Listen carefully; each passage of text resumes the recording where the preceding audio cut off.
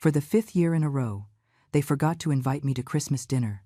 So, I packed my bag and went to my cabin in the mountains, seeking peace, entirely alone. A week later, they showed up at my door with suitcases and everything, thinking they could just waltz in whenever they pleased, just like they always had.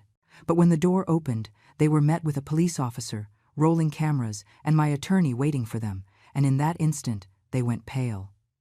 I know what you're thinking. How did I get here? How did a 67-year-old woman, a grandmother, a widow, end up facing down her own children with the law on her side? Let me tell you from the beginning. It was Christmas Eve, December 24th, 6 in the evening. I was in my kitchen, apron on, preparing hot apple cider. The scent of cinnamon filled the entire house. I had picked up 24 gourmet pastries from Mrs. Higgins' bakery, and I even had a turkey with stuffing in the oven because Richard, my eldest son, always said it reminded him of his dad. The table was set white plates with gold rims, the linen napkins I inherited from my mother, and I even laid out the hand-embroidered tablecloth I only use for special occasions. I waited. 7 o'clock passed, then 8. My phone buzzed. A text from my neighbor, Stella. Margaret. I saw they posted photos on Facebook. They're all having dinner at Richard's place. My heart shrank. I opened the app with trembling hands, and there they were. Richard, his wife Vanessa, my 2 grandkids, my youngest son Ethan, and his partner, all smiling in front of a table loaded with food. Wine glasses raised, laughter, hugs. Without me. Again. It wasn't the first time. It was the 5th. 5 Christmases in a row where they forgot to tell me. 5 times I ended up alone, surrounded by food that no one would come to eat. I sat at the empty table. I turned off the lights on the tree. And I cried in silence, the way I had learned to cry in the 8 years since I became a widow. But in the middle of those tears, something shifted. I wiped my face. I stood up, and I walked toward my bedroom with steady steps. I pulled a suitcase out of the closet. An old brown leather weekender bag my husband used for business trips. It still smelled like his cologne. I started packing. Clothes, medication, documents, and a green velvet box I kept in the back of the wardrobe. A box no one knew existed. A box full of papers that told the truth about everything. At 11 o'clock that night, I locked the front door of my suburban Chicago home. I got into my car, and I drove 3 hours north to the cabin near Lake Geneva, Wisconsin. That cabin I inherited from my husband. That cabin my children always looked down on because it was too far and didn't have high-speed Wi-Fi. That cabin that was worthless to them, but was my sanctuary. I arrived in the early hours of the morning. The cold mountain air hit my face. The stars shone in a way they never do in the city. Everything was silent. For the first time in years, I breathed easy. I went inside. I lit the fireplace. I made myself a cup of chamomile tea, and I sat in front of the fire with the green box on my lap. I opened the lid slowly. Inside were the loans Richard never paid back. $40,000 for a business startup that never launched. $25,000 Vanessa begged for to cover urgent debts that I later found out were online gambling losses. $60,000 Ethan needed for a down payment on a condo, but used to backpack through Europe with his partner. There were also the deeds to my properties, the original will, and something else, copies of text messages and emails where they plotted to have me declared incompetent so they could take everything. Because I wasn't stupid. I never was. I had just been too much of a mother. But that night, staring into the fire, I made a decision. No more. I took out my phone. I dialed a number I had saved months ago. "Attorney Patterson," I said when he answered. "This is Margaret Sullivan. I need you to come see me tomorrow morning. I'm going to press charges against my children." There was silence on the other end. "Are you sure, ma'am?" "More sure than I've ever been in my life." I hung up. I closed the box. And for the first time in a long time, I slept soundly, because I knew that when my children finally noticed my absence, when they came looking for me with their excuses and manipulations, I would be waiting, but not alone. And what happened a week later changed everything forever. If you want to know how this story took a turn nobody expected, subscribe to the channel, because what comes next will leave you speechless. Attorney Patterson arrived at the cabin the next day, bright and early. He was a man in his 50s, serious, with a worn leather briefcase and a look that inspired confidence. We sat by the fireplace. I poured him some coffee I had brewed that morning. The steam rose between us as I opened the green box. "Attorney," I began, my voice steady. "I need you to see this." I pulled the documents out one by one. Promissory notes, transfer receipts, text messages, emails, all organized by date, all marked with notes in the margins I had written myself. He reviewed every paper in silence. Every now and then, he glanced up at me, surprised. "Mrs. Sullivan," he said finally, "you've documented all of this with impressive precision. I've been keeping proof for years, attorney. Years waiting for things to change, but I can't go on like this." I told him everything. How after my husband died 8 years ago, my children started seeing me differently. I wasn't mom anymore. I was a wallet, a family bank that never charged interest. Richard showed up first. "Mom, I have an incredible business opportunity. I just need $40,000. I'll pay you back in 6 months. 6 months turned into 8 years. I never saw a dime back. Then it was Vanessa, his wife. She would arrive with red eyes, dramatizing crises that I later found out were lies. "Margaret, we have terrible debt. If we don't pay, they'll foreclose on the house." I gave her $25,000. Their house was never at risk, but her addiction to online casinos sure was real. Ethan, my youngest, the one I thought was different, failed me too. "Mom, I found the perfect condo. I just need the down payment."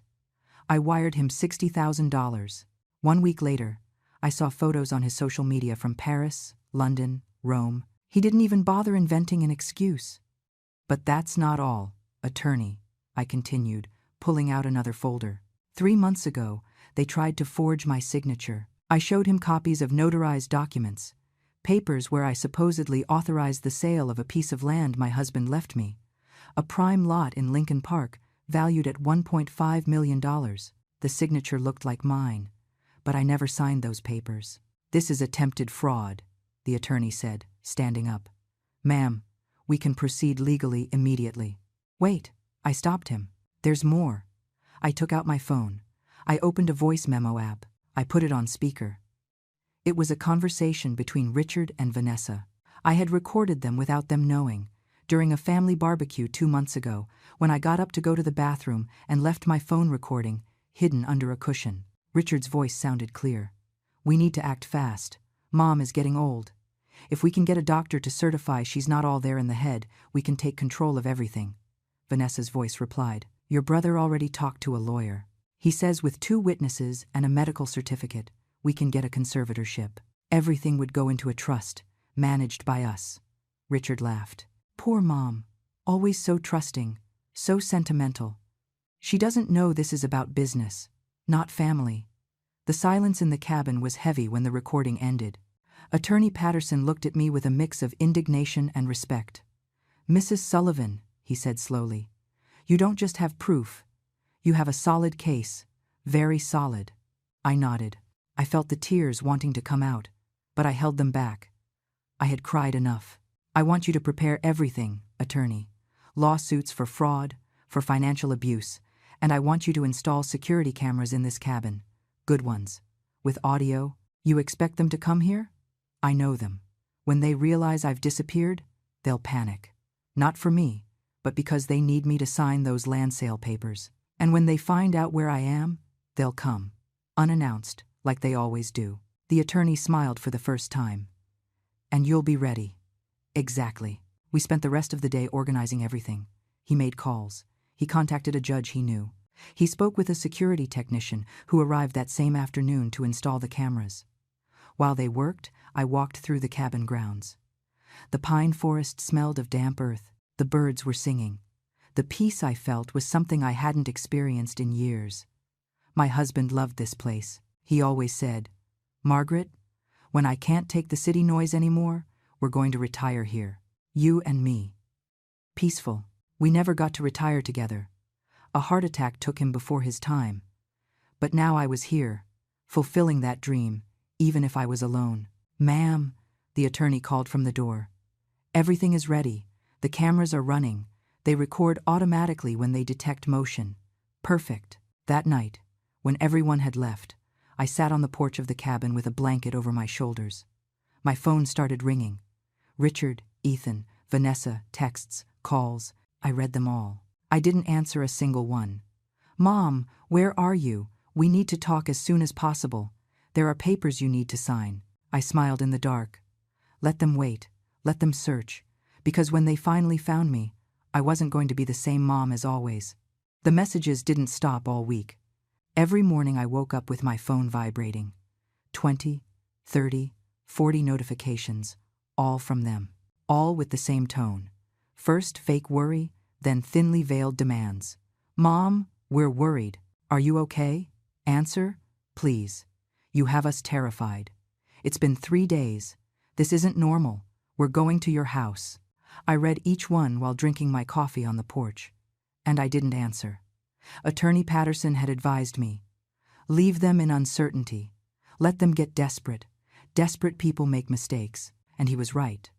On the 4th day, the messages changed tone. Richard wrote, "Mom, we need you to come back.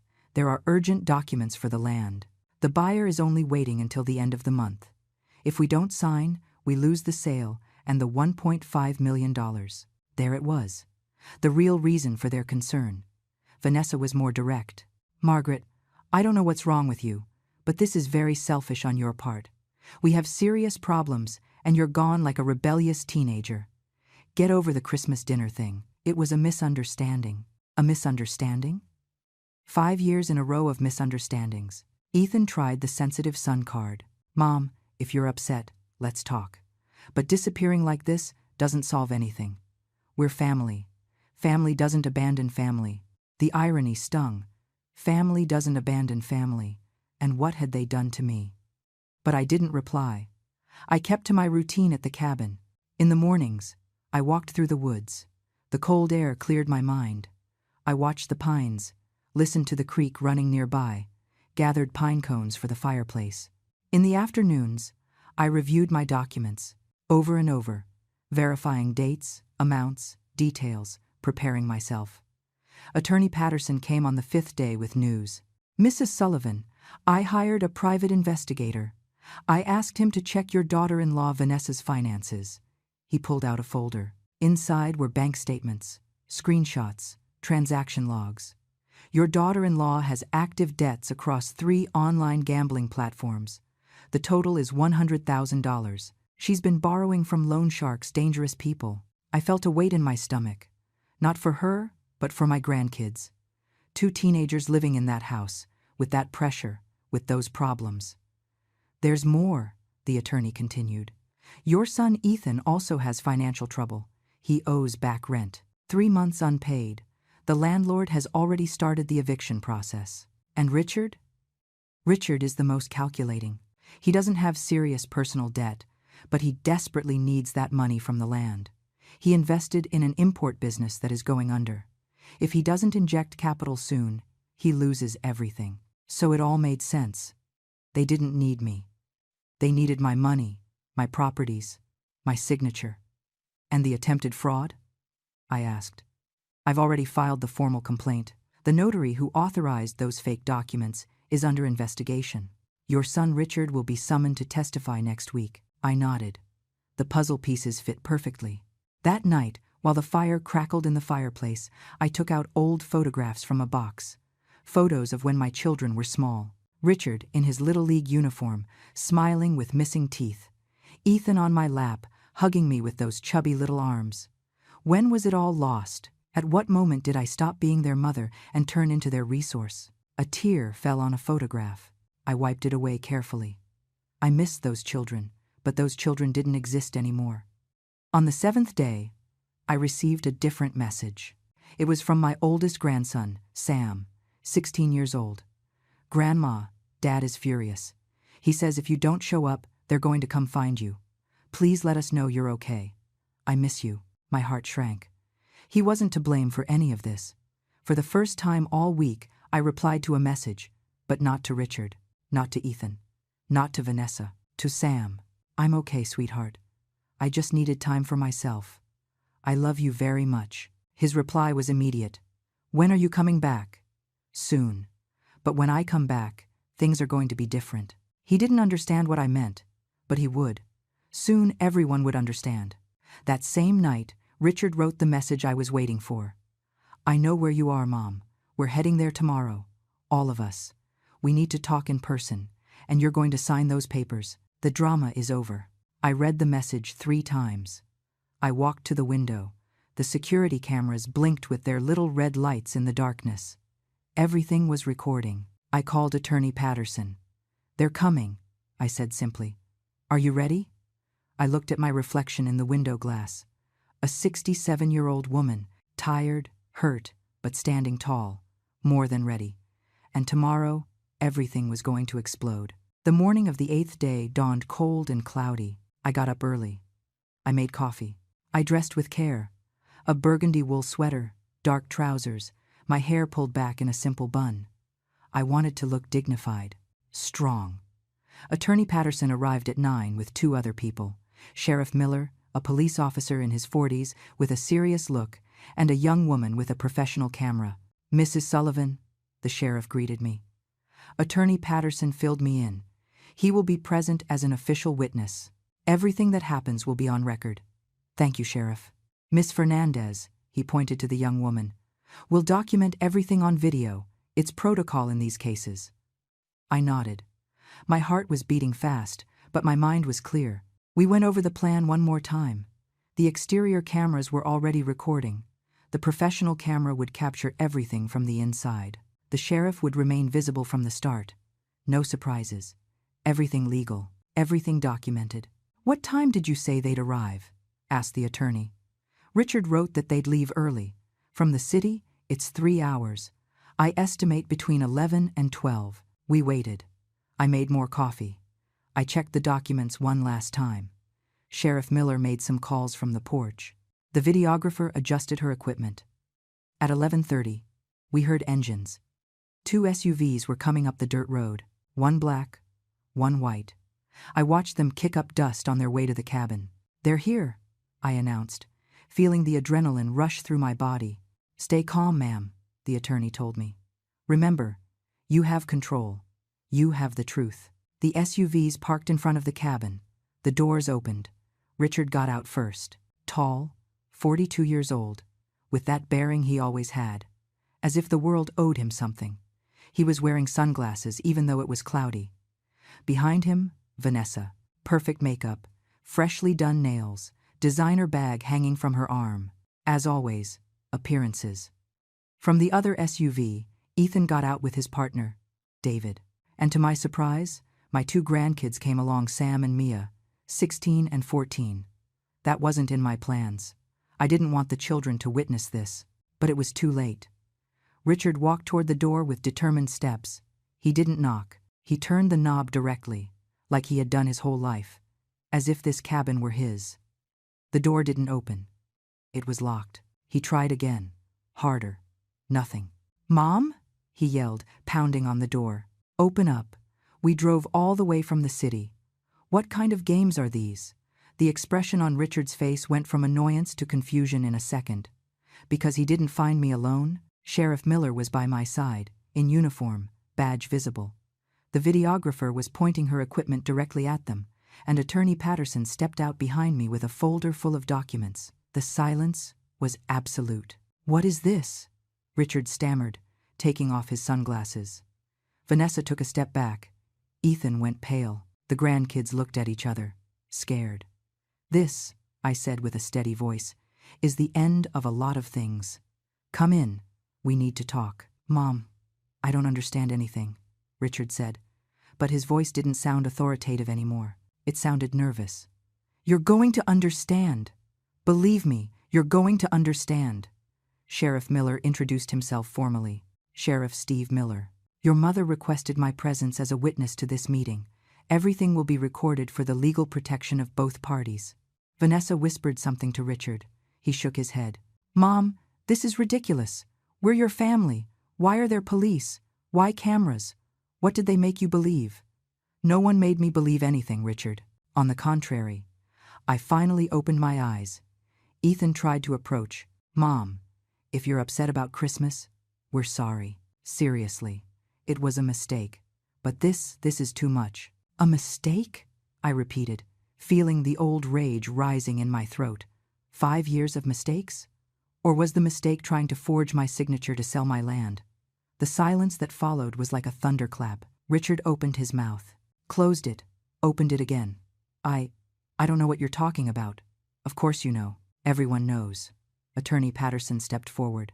"Gentlemen, I have here documentary evidence of attempted fraud, misappropriation of funds, and conspiracy to declare mental incompetence without medical grounds. Do you want to discuss it out here? Or would you prefer to come inside?" Vanessa cracked first.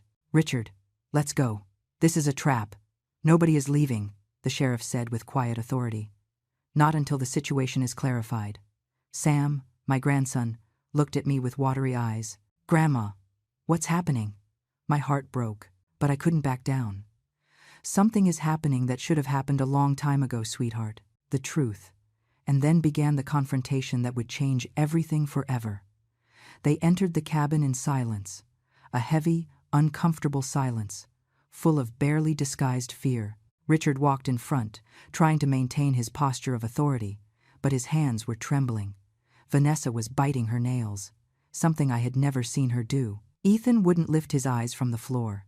The grandkids sat together on the sofa, confused, frightened. "Sit down," I ordered, and my voice sounded different, firm, without pleading, without that maternal tone I always used so as not to inconvenience them. Attorney Patterson placed his briefcase on the coffee table. He opened it calmly, taking out color-coded folders.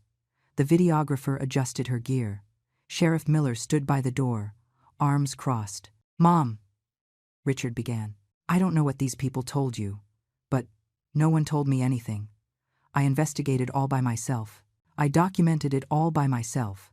I opened my eyes all by myself.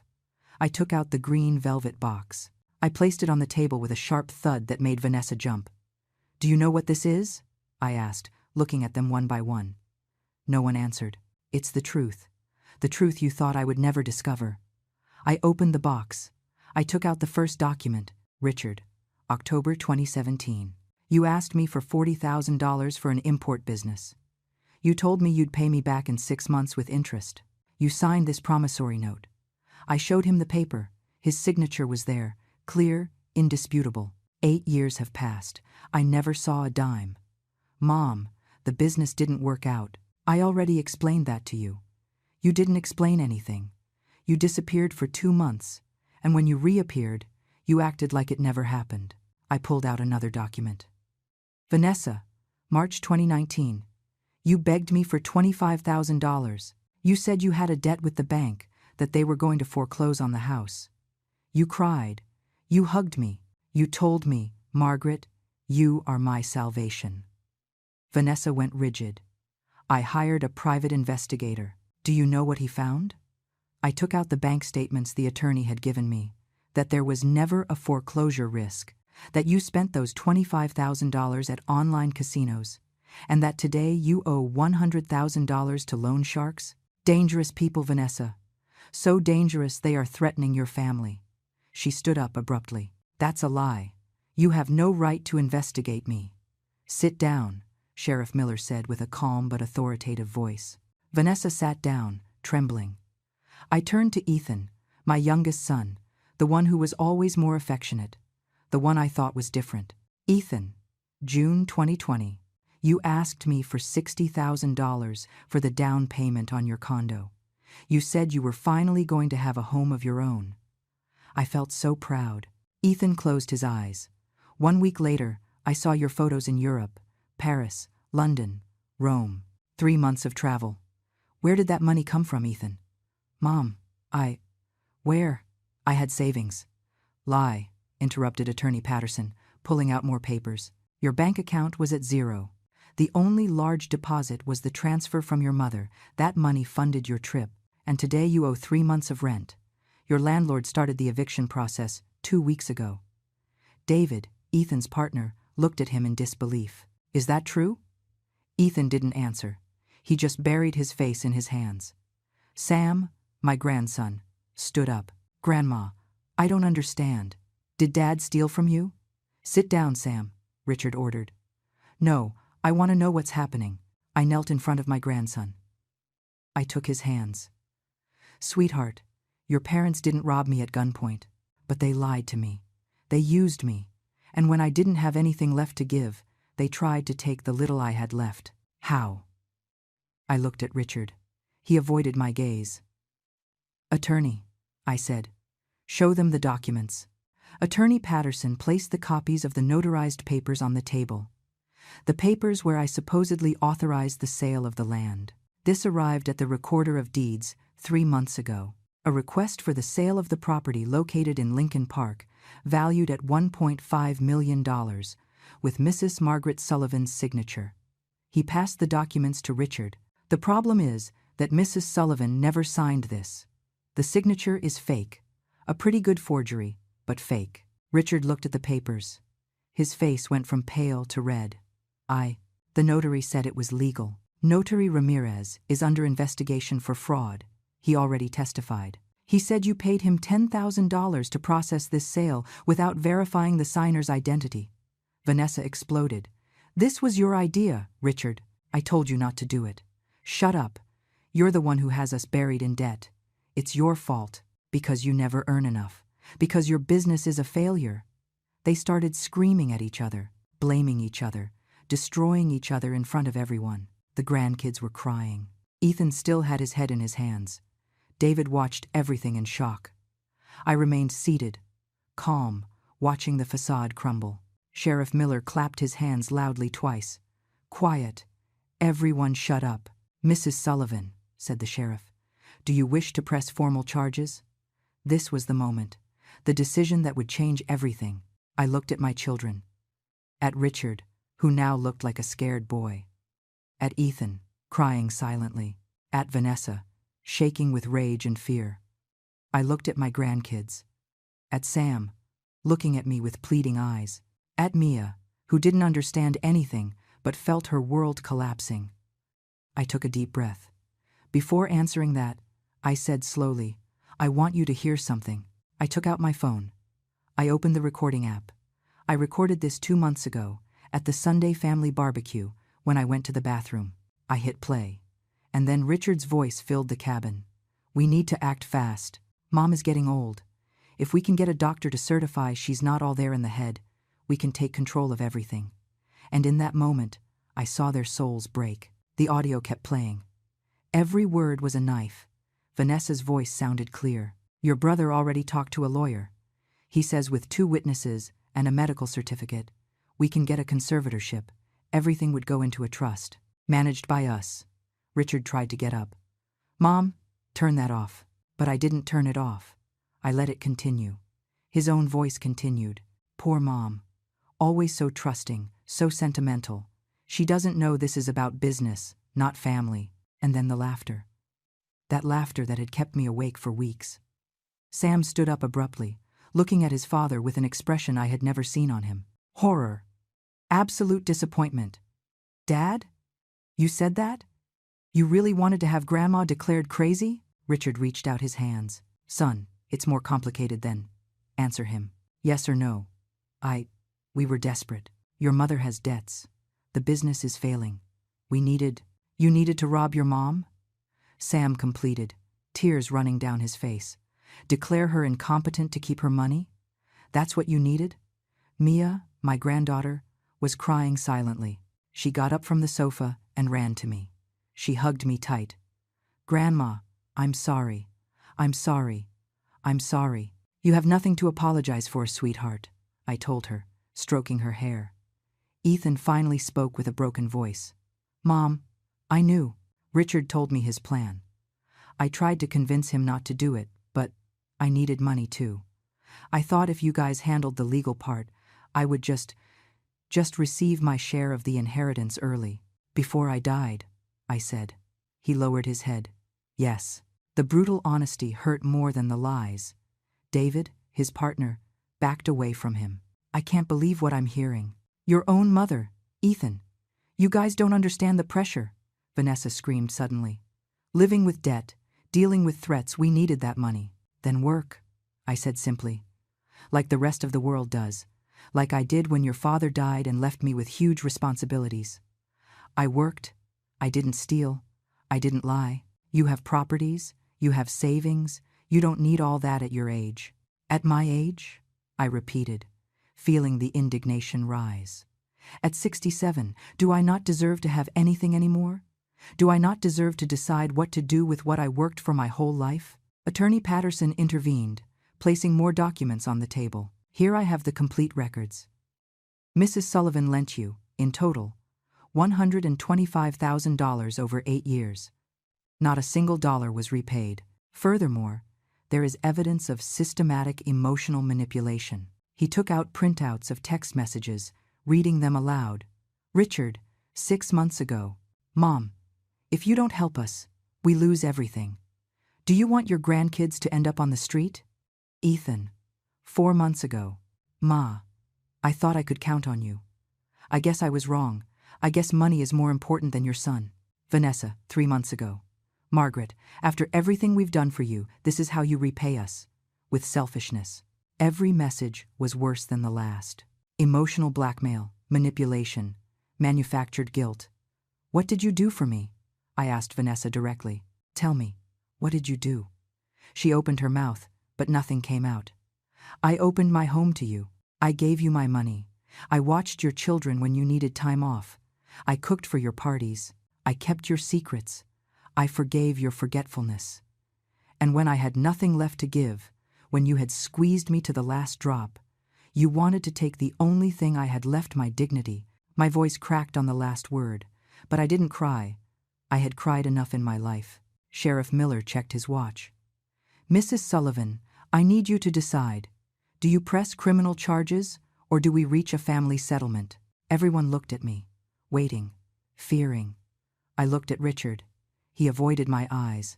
I looked at Ethan. He was begging me silently. I looked at Vanessa. She hated me. I could see it in her glare. And I looked at my grandkids, Sam and Mia, 2 innocent teenagers trapped in their parents' poison. I want to make a proposal, I said finally. Attorney Patterson tensed up. Ma'am, remember that I know, attorney. But I want them to decide. I stood up. I walked to the window. Outside, the pines swayed in the wind. Everything was peace out there. Everything was war in here. I have 2 options for you, I began. Option 1. I press formal charges. Richard faces accusations of attempted fraud. Vanessa too. Ethan, for complicity. All 3 of you could end up with criminal records, possibly jail time.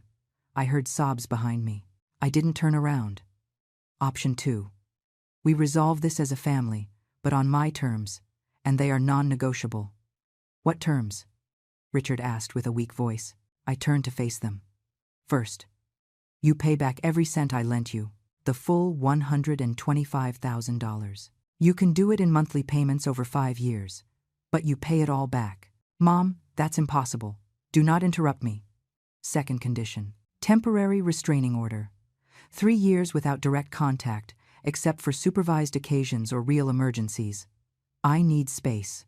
I need to heal. Vanessa scoffed. That's absurd. Third condition, mandatory family therapy. All 3 of you, individual and group, with a psychologist I choose. You will pay for it. And what do we gain? Vanessa asked with sarcasm. I stared right at her. You gain not going to jail. You gain your children not growing up visiting you behind bars. You gain a chance to learn how to be decent human beings. The silence was absolute. Fourth and final condition, I continued, feeling my voice strengthen. You lose any right to my inheritance. Everything I have will go to a foundation I'm creating for elderly women who are victims of family abuse, and a trust for Sam and Mia, which they will receive when they turn 25. You can't do that, Richard yelled. Yes, I can. It's my money, my life, my decision. And then I gave them 60 seconds to choose their fate. 60 seconds, I repeated, looking at the clock on the wall. Decide now. Sheriff Miller took out his notebook, ready to note the decision.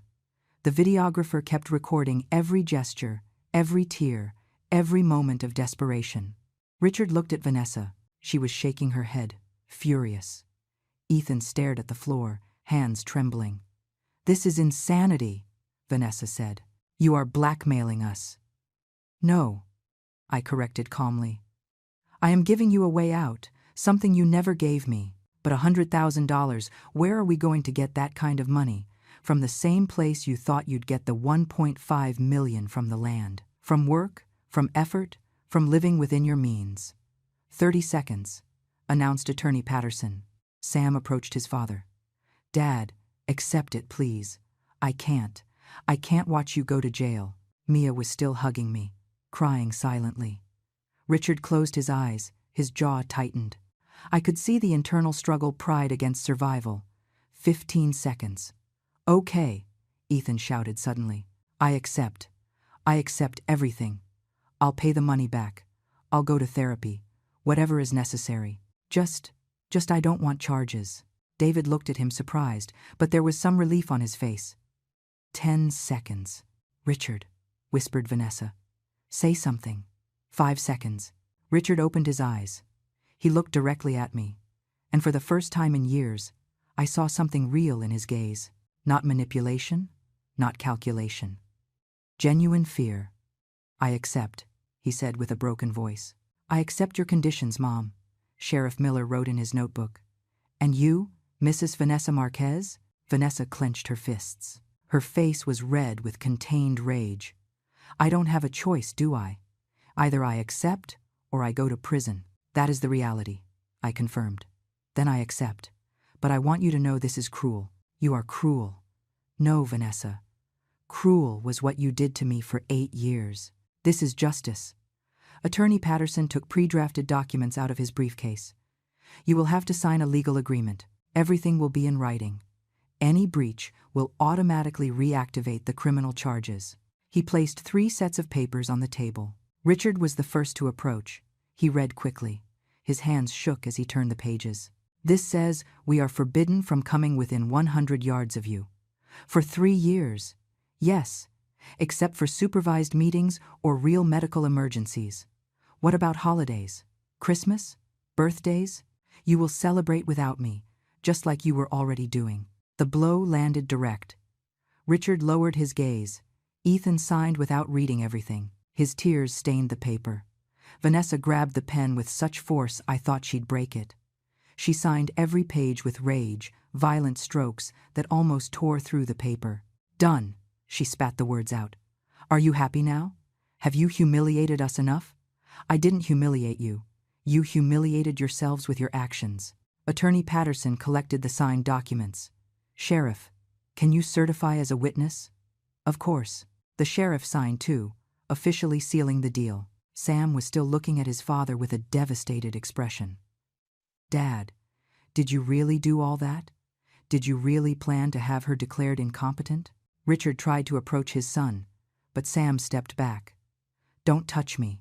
Right now I don't want you to touch me. Son, please, you lied to me. For years you told me Grandma was complicated, that she was difficult, that she exaggerated, and all this time it was you. You were the problem." Mia pulled away from me and walked toward her mother. "Mom, is the casino thing true? Is it true we have debts?" Vanessa didn't answer. She just looked away. "Mom?" "Yes," she finally admitted, with a hard voice. "I have problems, but that doesn't give your grandmother the right to destroy this family." "I didn't destroy anything," I said firmly. "You guys had already done that job long before today." Attorney Patterson packed all the documents into his briefcase. "The first payment must be made on February 1st. It is roughly $900 a month for you, Richard, and varying amounts for the others, over 60 months. The transfer details are in the agreement." "And therapy?" asked Ethan with a weak voice. "I will send you the psychologist's details. The first session must be within 2 weeks. If you miss 3 consecutive sessions, the deal is void." Richard ran his hands through his hair, desperate. "How are we going to pay all this? The business is broke, Vanessa's debts. That is no longer my problem," I said simply. "You created this mess. You fix it. But we're your family. Family doesn't steal. Family doesn't betray. Family doesn't plan to destroy its own members." Sheriff Miller cleared his throat. "Mrs. Sullivan, is there anything else you need?" "Yes, for them to leave. We're done here. Vanessa was already walking toward the door. Let's go. I can't stand another minute in this place. Richard grabbed his jacket. Ethan wiped his tears, but Sam and Mia stood still. Grandma, said Sam with a trembling voice, are we forbidden from coming too? My heart shrank. Those kids weren't to blame for anything. You can visit me whenever you want, my loves. You are innocent in all of this. Really? Asked Mia with hope. Really? In fact, I looked at the attorney. I want it made clear in the agreement that the grandkids can visit me freely, with or without their parents. It will be noted, confirmed Attorney Patterson. Sam ran to me and hugged me tight. I'm sorry, Grandma. Sorry for not realizing sooner what was happening. You don't have to apologize for anything. You're a good boy. Richard watched the scene from the door with an indecipherable expression. Sam. Mia. Let's go, he ordered. In a minute, Dad, Sam replied, not letting go of me. And in that moment, Richard understood he had lost something more than money or property. He had lost the respect of his own children. Vanessa was already in the SUV, honking the horn impatiently. But Richard remained standing in the doorway, motionless, looking at me with an expression I hadn't seen in years. Vulnerability. Mom, he said finally with a hoarse voice. I never wanted us to get to this. But we did. Because of your decisions. Because of your lies. He was desperate. The business. I lost so much money. The suppliers scammed me. Imports got delayed. Clients canceled. Everything fell apart in months. And your solution was to rob me? It wasn't going to be robbery. I thought that. I thought with the money from the land I could save everything. Pay you back what I owed. Start over. Lie, interrupted Attorney Patterson. The emails we have show you plan to split the money 3 ways. Nothing was earmarked to pay Mrs. Sullivan back. Richard closed his eyes, trapped in his own lie. Ethan was still sitting on the sofa, head in his hands. David was by the window, arms crossed, processing everything he had heard. Ethan, I said, looking at my youngest son, look at me. He lifted his gaze slowly. His eyes were red, puffy. Why? You were the one who always talked about honesty, values, being different from your brother. Why did you do the same to me? Because I'm weak, he admitted with a broken voice. My whole life I've been the little brother, living in Richard's shadow. When he told me his plan, I saw a chance to finally have something, to not be the one who always needs help, and you felt strong robbing me? I didn't rob you. I just was going to receive my share of the inheritance early. You were going to receive your share when I died, I said. Did you want me to die, Ethan? No, of course not, Mom. Then what did you want? Because you planned to declare me incompetent. That meant locking me up somewhere, taking away my freedom, treating me like I was already dead while I was still alive. The silence was crushing. David spoke for the first time. Mrs. Sullivan, I didn't know anything about this, I swear. If I had known, I would have stopped Ethan. I know, David. It shows you're a good person. I wish my son would learn from you. Ethan sobbed harder. Sam and Mia were still by my side. Mia took my hand. Grandma, can I ask you something? Whatever you want, sweetheart. Why did you never say anything? Why did you put up with it for so long? I took a deep breath. It was a question I had asked myself 1,000 times. Because I was afraid of being left alone. Afraid that if I confronted them, I'd lose them forever. I preferred to endure the pain than to live without family. And now I understand that solitude with dignity is better than company with humiliation. Mia hugged me tighter. Sheriff Miller checked his watch. Folks, it's time to leave. The agreement is signed. The conditions are clear. Richard finally moved toward the door. But before leaving, he turned one last time. Mom, I know you think I'm a monster, but I want you to know that I do love you. In my clumsy, wrong way. But I love you. I looked him in the eyes. Love isn't just words, Richard. Love is actions. And your actions showed me the exact opposite. He flinched, as if I had hit him. The 3 years of distance will give you time to think about that. Time to understand the difference between wanting and truly loving. Richard nodded slowly and walked out. Ethan got up from the sofa, trembling. Mom, I'm going to comply. I swear. I'm going to pay everything. I'm going to go to therapy. I'm going to change. I hope so, for your sake, for the sake of David who loves you despite your mistakes. David came over and gave me a hug. Thank you for not destroying him completely. I'll help him be better. I know you will. Ethan and David left together. Only Vanessa remained in the SUV, furious, honking, non-stop. Sam sighed. We have to go. Mom is losing it. I know. Go. But remember, this door is always open for you. Can we come next weekend? Asked Mia. Of course. I'll make your favorite enchiladas or lasagna, I corrected myself, smiling. The two hugged me one last time and ran toward the SUV. The two vehicles started up. I watched them disappear down the dirt road, kicking up dust in their wake. When the sound of the engines faded completely, I remained standing on the porch, breathing the fresh mountain air. Attorney Patterson came up beside me. Mrs. Sullivan, you were very brave today. I didn't feel brave. I felt destroyed. But you did it, and that's what matters. Sheriff Miller put away his notebook. Ma'am, if at any point they breach the agreement, do not hesitate to call me. Here is my card. Thank you, Sheriff, for everything. Just doing my job, but between us, it makes me happy when an older person reclaims their dignity. It doesn't happen as often as it should. They both said goodbye and left in the patrol car. The videographer packed her gear. Ma'am, do you want me to leave you a copy of the recording? Yes, please, on a USB drive. Sure, I'll send it tomorrow with the attorney. She left too. I was left alone in the cabin. I walked in slowly. I locked the door. I walked to the sofa and let myself fall. My whole body was shaking. The adrenaline of the last few hours finally abandoned me.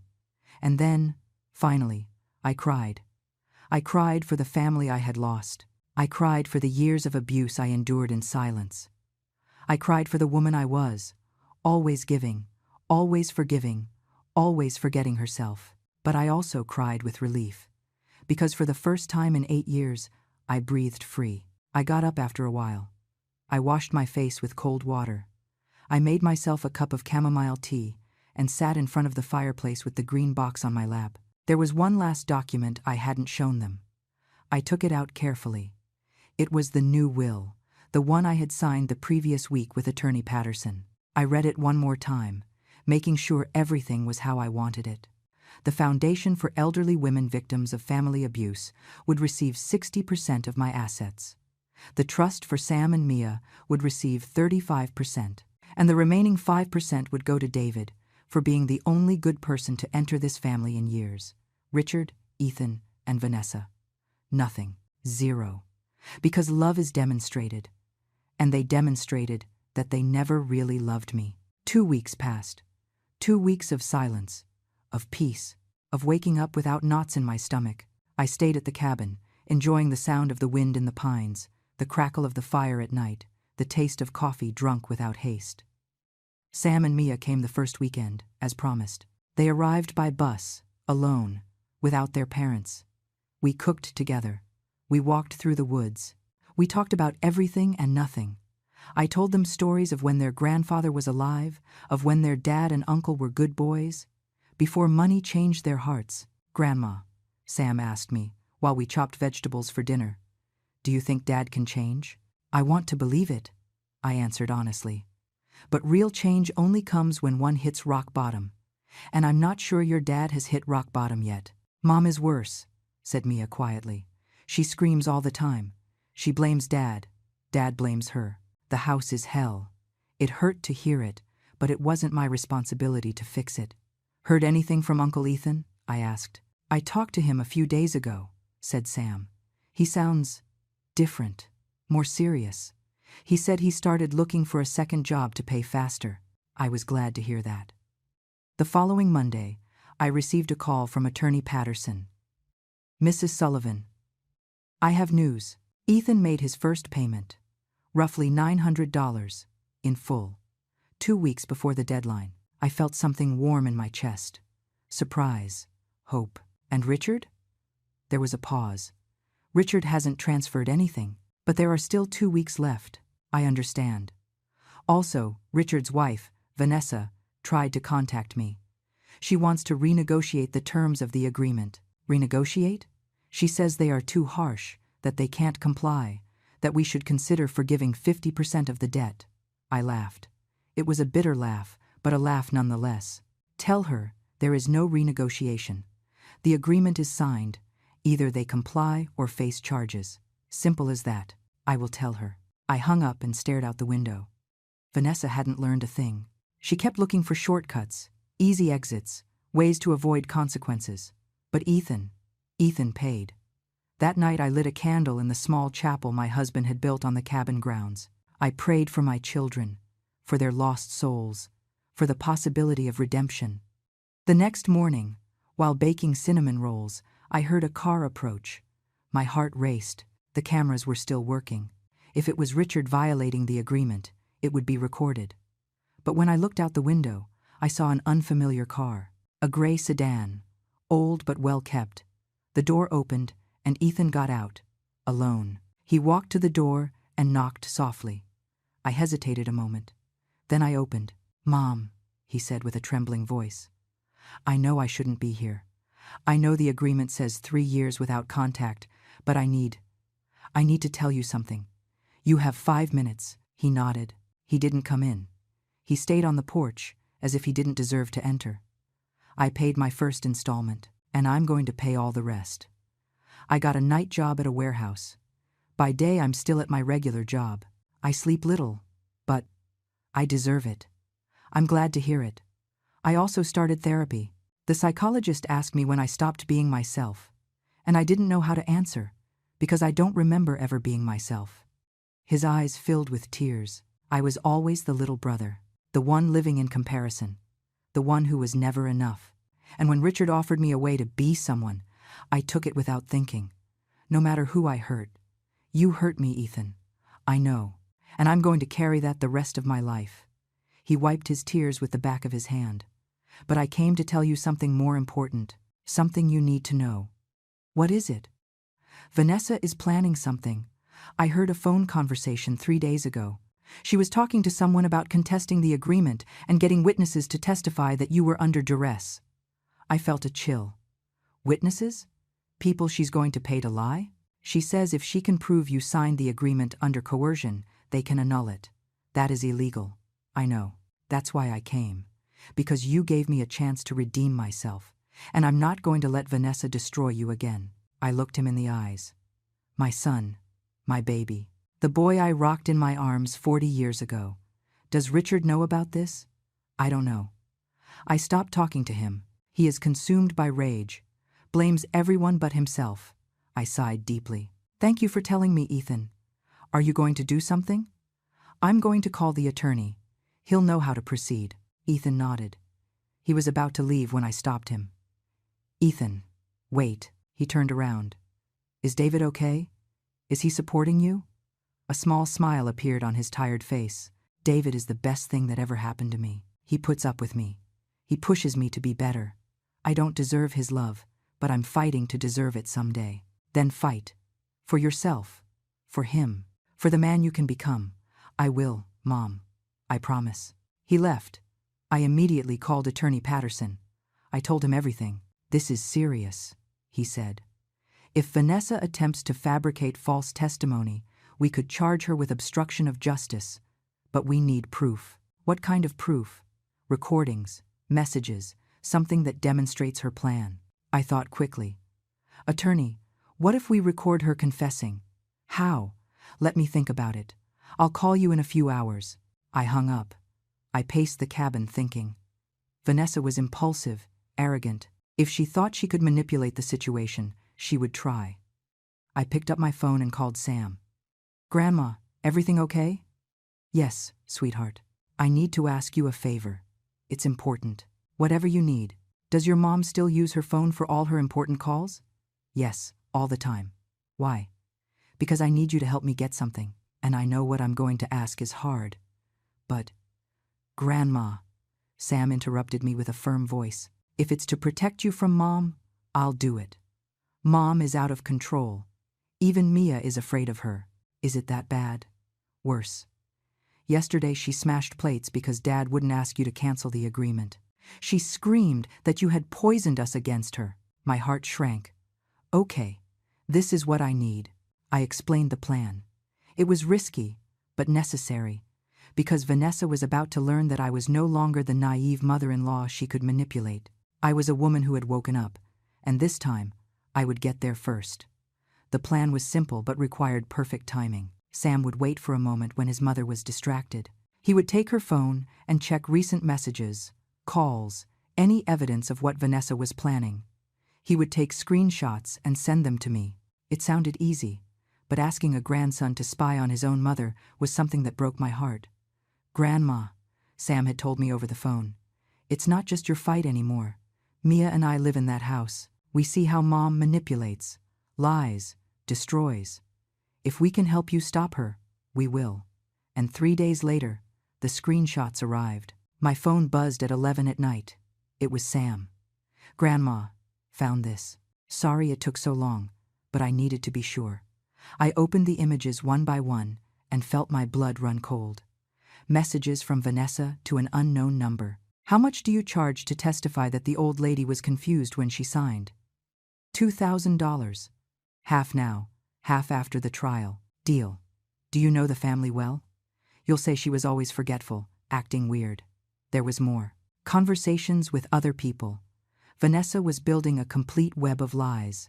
A message to Richard read, "Your mom humiliated us. It's time to strike back. With 3 witnesses declaring her mental incompetence, we can annul everything." Richard's reply, "I don't know, Vanessa. This could go wrong. Do you prefer losing millions or growing a pair and recovering what is ours?" Richard didn't reply further, but he didn't stop her either. I saved all the screenshots. I forwarded them to Attorney Patterson, along with a message. "The evidence we needed," he replied in 5 minutes. "This is sufficient for criminal charges. Do you want to proceed?" I sat in front of the fireplace with a cup of tea in my hands. The fire danced in front of me, casting shadows on the walls. Did I want to send the mother of my grandkids to jail? I thought of Sam and Mia, of how they would suffer if their mother faced criminal charges. But I also thought of all the people Vanessa had hurt with her manipulation, of how she would keep hurting people if no one stopped her. "Proceed," I finally wrote, but with one condition. "Which one?" "I want to confront her first, face to face, give her one last chance to confess and recant." "Ma'am, that could be dangerous." "I know. But I need to do it." The attorney accepted reluctantly. We organized everything for the following Friday. That morning, Vanessa received an official summons.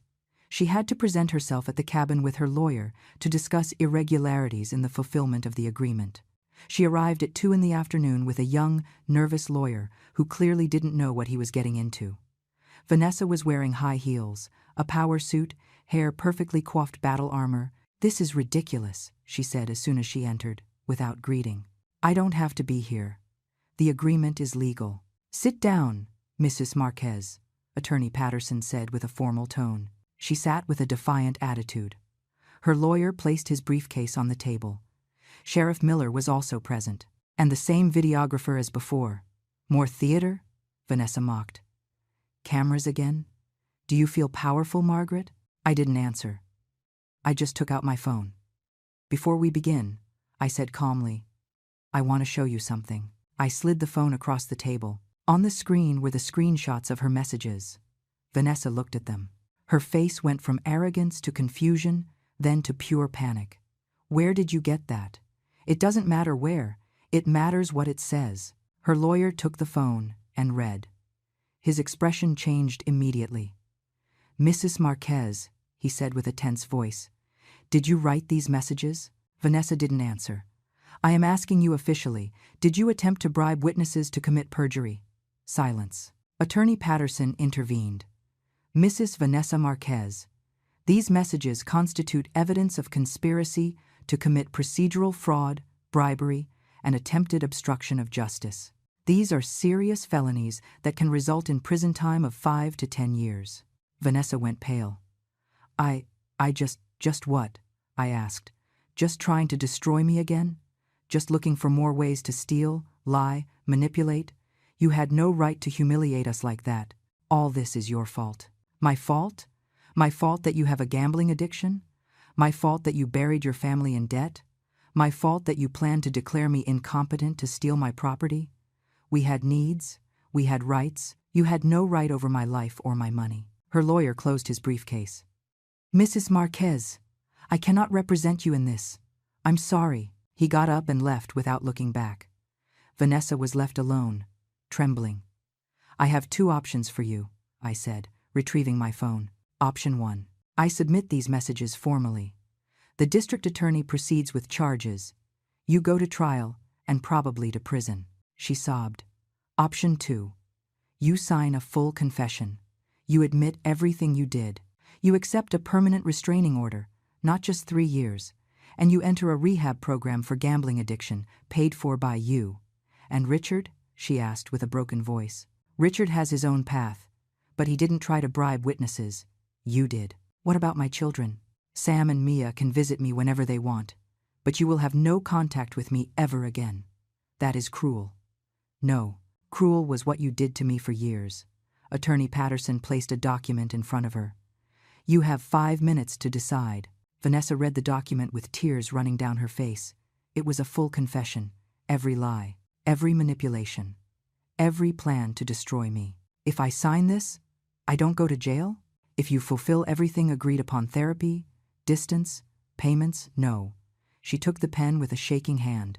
She signed, but before leaving, she looked at me with pure hate. Someday you're going to die alone, bitter old woman, and no one will cry for you. I smiled sadly. I prefer to die alone with dignity than live surrounded by vipers. She left, slamming the door. Sheriff Miller filed the signed confession. Mrs. Sullivan, officially this closes the case, unless she breaches. Thank you, Sheriff. When everyone left, I sat in the silence of the cabin. I had won, legally, emotionally, but I didn't feel victory. I felt exhaustion. The exhaustion of years, of battles, of being strong when I just wanted to be a mother. That night I called Sam. Grandma? How did everything go? It went well, sweetheart. Your mom signed a confession. She won't go to prison if she meets the conditions. And Dad? Your dad has until tomorrow to make his first payment.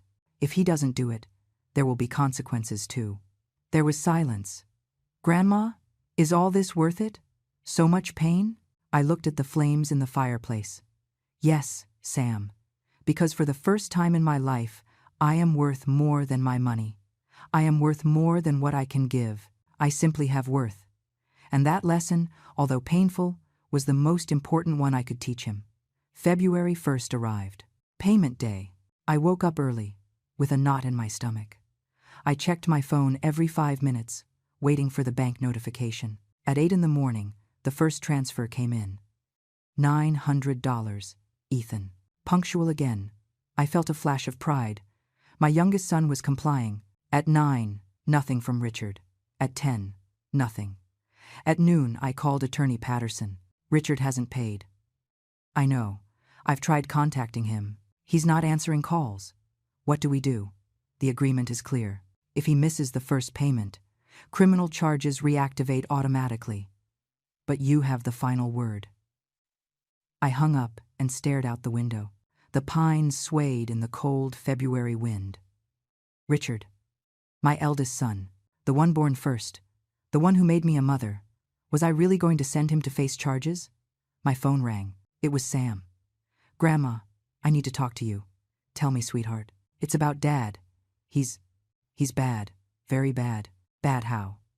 Yesterday, his company went bankrupt. The creditors took everything.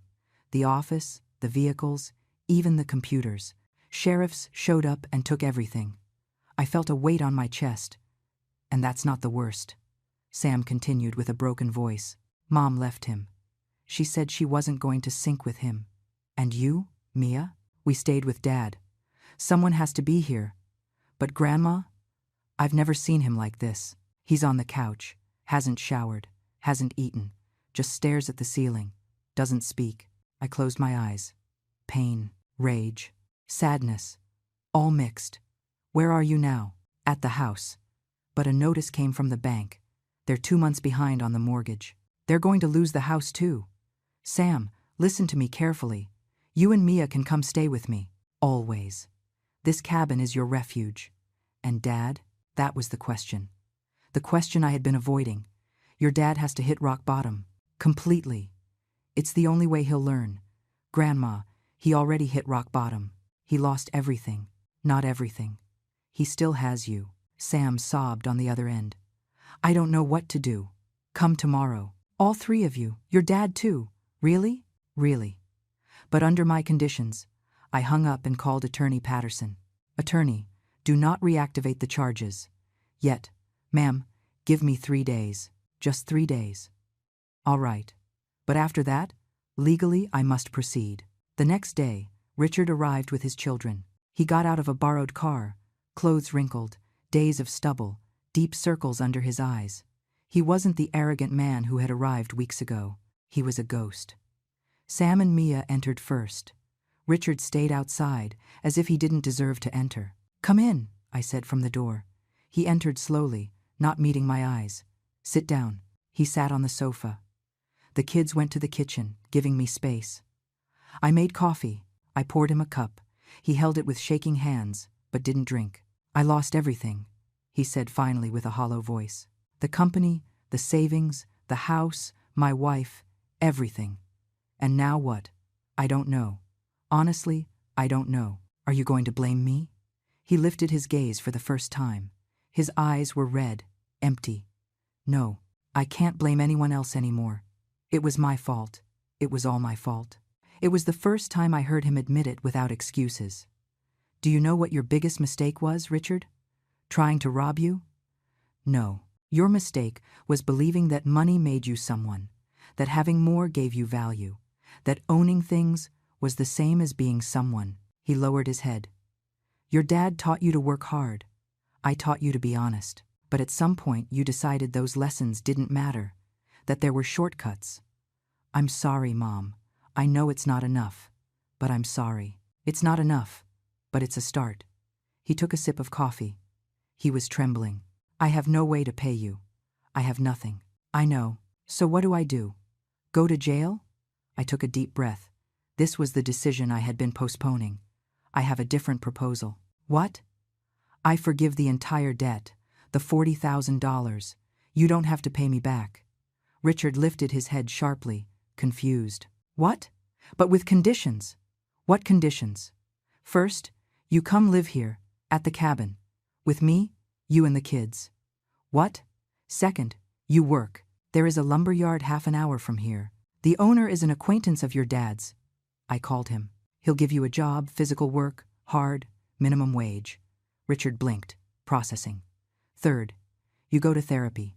Every week, no exceptions. For how long? 1 year. You live here, you work, you go to therapy, you save every dollar. At the end of the year, if you fulfill everything, I help you start over.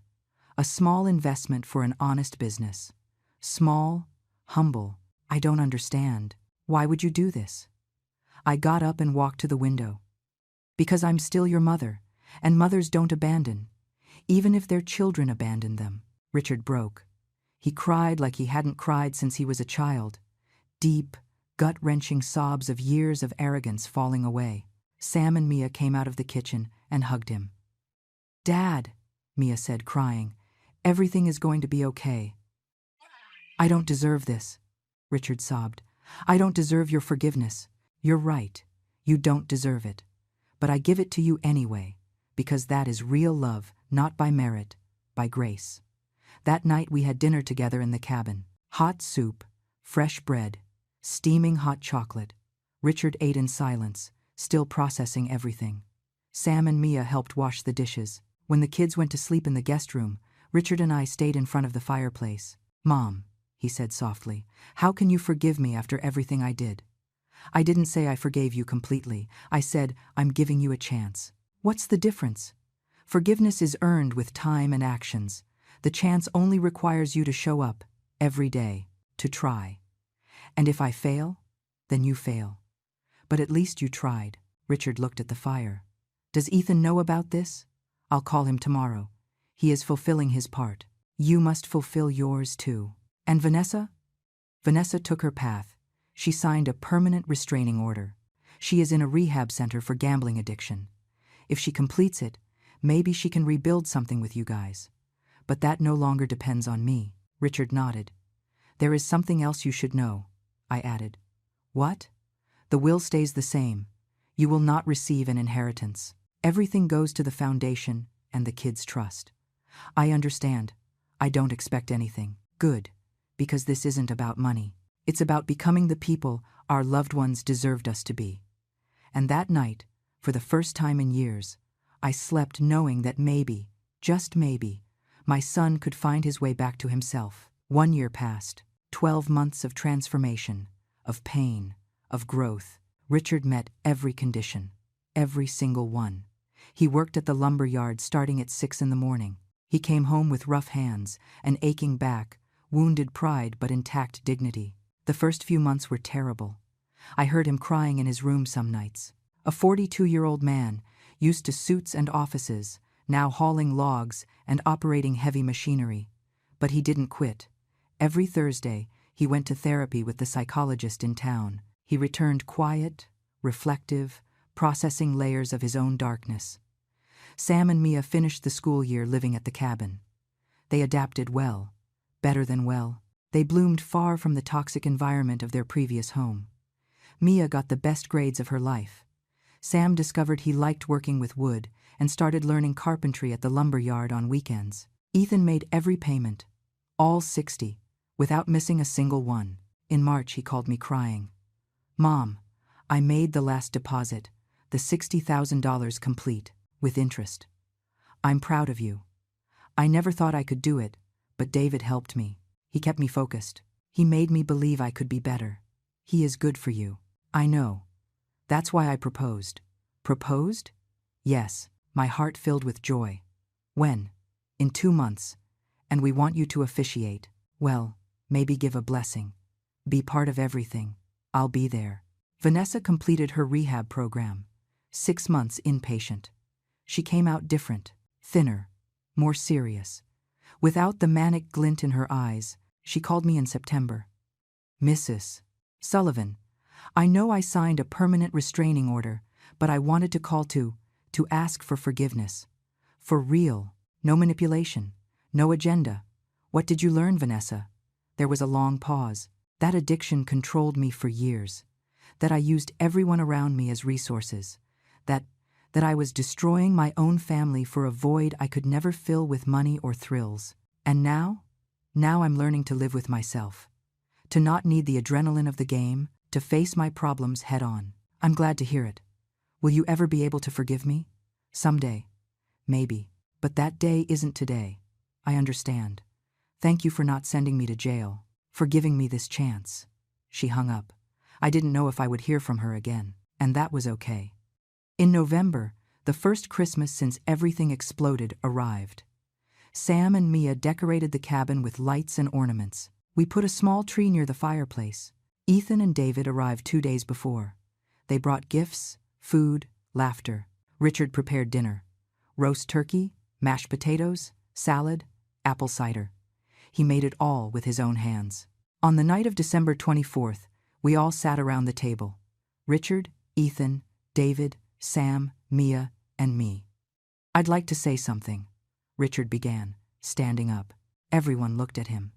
A year ago, I was a different person, a horrible, arrogant, manipulative person, willing to destroy my own mother for money. His voice cracked.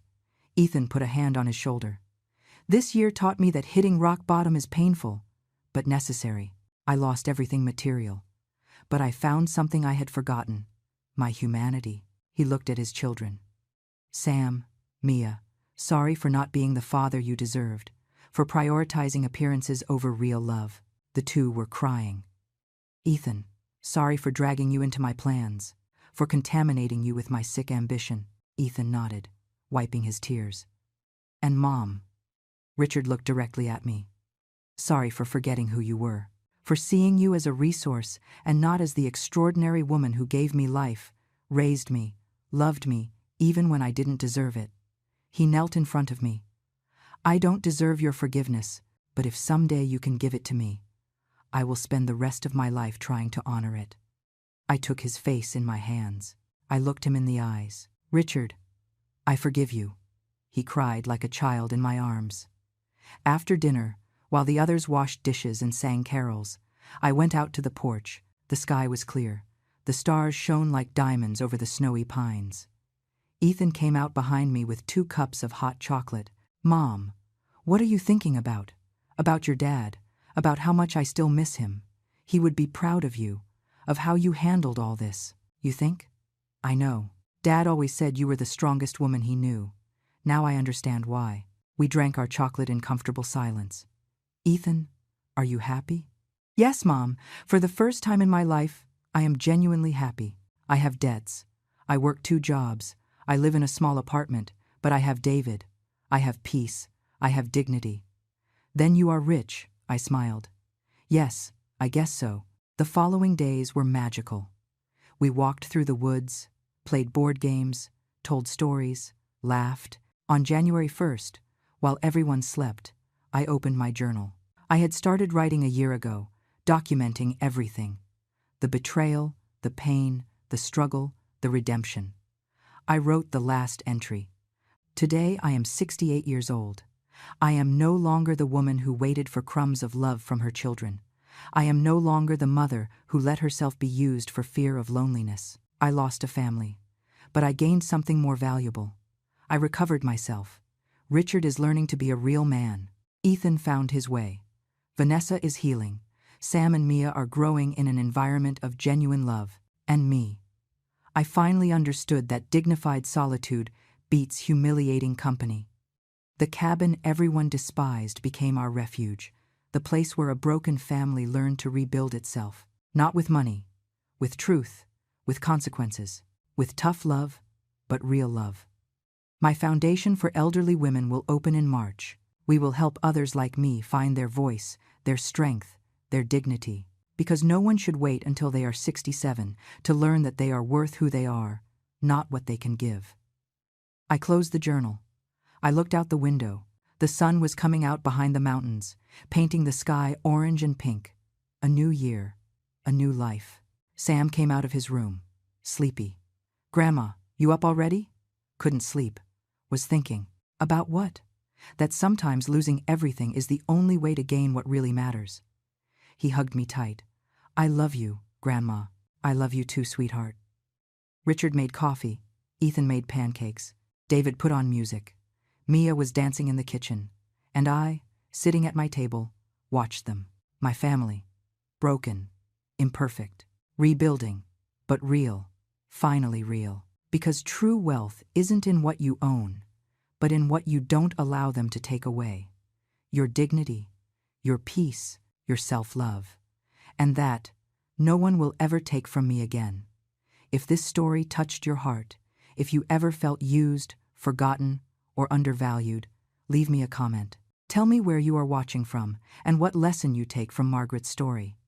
Hit like if you believe it's never too late to reclaim your dignity. And subscribe to the channel for more real-life stories of brave women who learn to put themselves first without guilt. Because we all deserve love. But first, we must learn to love ourselves. Thanks for joining me until the end, until the next story.